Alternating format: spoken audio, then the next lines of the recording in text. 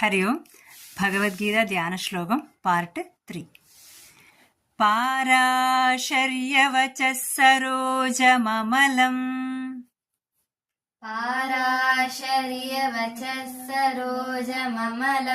गीतार्थगन्धोत्कटम्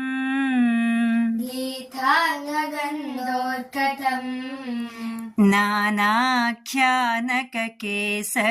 हरिकथा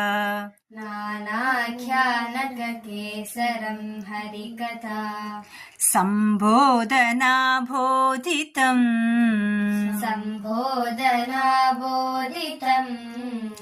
लोके सज्जन षट्पदैरहरः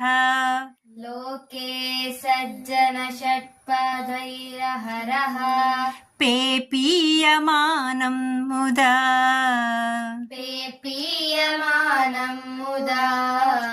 भूयात् भारत पंकजं कलिमल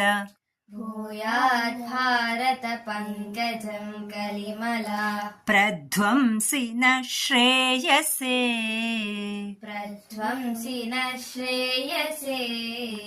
मूकं करोति वाचालं पङ्गुं लङ्घयते गिरिं यत्कृपातमहं वन्दे परमानन्दमाधवम्